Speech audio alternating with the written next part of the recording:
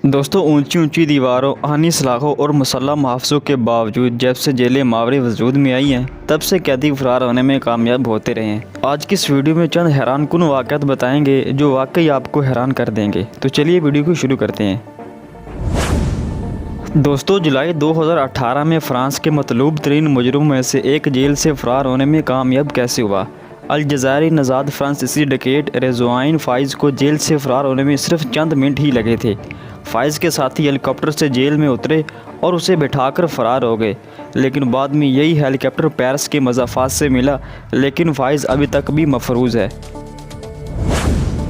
दोस्तों, हेलीकॉप्टर के ज़रिए जेल से फ़रार होने का ये पहला वाक़या नहीं था। इसके बाद सन 2007 में फ्रांसीसी शहर ग्रास में भी मशीन गनों से लैस हेलीकॉप्टर के ज़रिए ऐसी कार्रवाई करते हुए एक बैंक डकैत पास्कल पाई को आज़ाद करवा लिया गया था।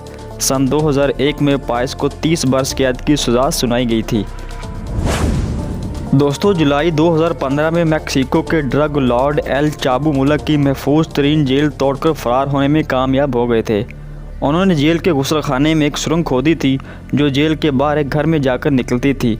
14 बरसों के दौरान चाबू के जेल से फ़रार होने का ये दूसरा वाक़या था। दोस्तों, दो मुजरिम ऐसे जिन्होंने जेल की दीवार में सुराख किए जो कि गटर के मरकज़ी लाइन तक जा पहुंचे थे। सन 2015 में न्यूयॉर्क की इंतहाई सिक्योरिटी वाली इस जेल से कत्ल के दो मुजरिम पाई में रेंगते हुए एक गली में जा निकले और वहां से फ़रार होने में कामयाब हो गए। दोस्तों, ये मुजरिम तकरीबन फ़रार होने ही वाला था, लेकिन किस्मत इसका साथ ना दे सकी और ये नाकाम हो गया।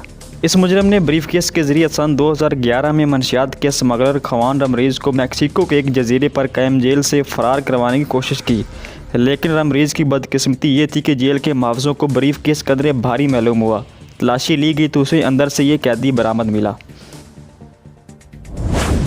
दोस्तों, बरतानिया की जेलें सबसे ज़्यादा महफूज समझी जाती है। बरतानिया में जेल तोड़कर फ़रार होने की यह सबसे बड़ी कार्रवाई थी। 25 दिसंबर 1983 को आयरिश पब्लिक आर्मी के 38 कैदी एक साथ फ़रार होने में कामयाब हो गए थे। मेज़ जेल की सिक्योरिटी इंतहाई सख्त थी, लेकिन कैदी अंदर स्मगल किए गए असले की मदद से सिक्योरिटी एहलकारों पर काबू पाने और फिर वहाँ से फ़रार होने में कामयाब हो पाए।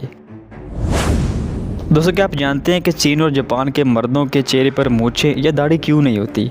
बाल ना होने की दिलचस्प वजूहत जानकर आप भी हैरान रह जाएंगे।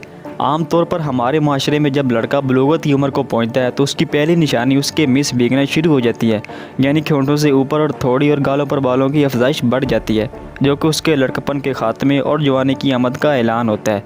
जबकि इसके बरखिलाफ़ अगर चीन या जापान से ताल्लुक़ रखने वाले मर्दों को देखा जाए तो उनके चेहरे जिस तरह बचपन में बगैर बालों के साफ़ होते हैं, जवानी के बाद भी उनके चेहरे पर मूछें, दाढ़ी या बाल तकरीबन ना होने के बराबर होते हैं। अक्सर मर्दों की साफ जिल्द कम देखकर कुछ अफराद को ये महसूस होता है जैसे चीन या जापान के मर्दों के दाढ़ी ही नहीं निकलती, जबकि हकीकत ये है कि इनके माशरे में दाढ़ी रखने का रवाज ना होने के बराबर है। इस वजह से मर्दों की अक्सरियत क्लीन शेव रखने को तरजीह देते हैं।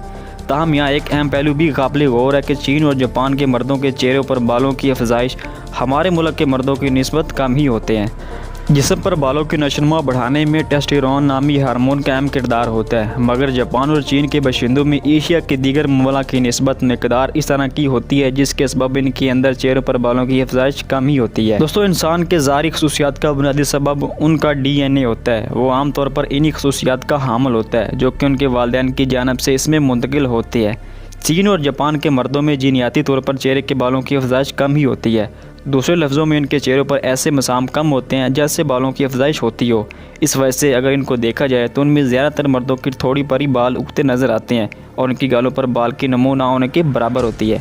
आखिर में हम आप पर यह वाज़ा करना चाहेंगे कि चीन और जापान के मर्दों के चेहरे पर भी आम एशियाई मर्दों की तरह बाल निकलते हैं, लेकिन इनकी तादाद निस्बत कम होती है और चेहरे के कुछ मखसूस हिस्सों तक महदूद होती है। यही सबब है कि स्मार्ट नज़र आने के लिए ज़्यादातर मर्द हज़रात क्लीन शेव हो जाते हैं। ताहम अगर वो दाढ़ी रखना चाहें तो उनकी थोड़ी पर दाढ़ी नज़र आ सकती है।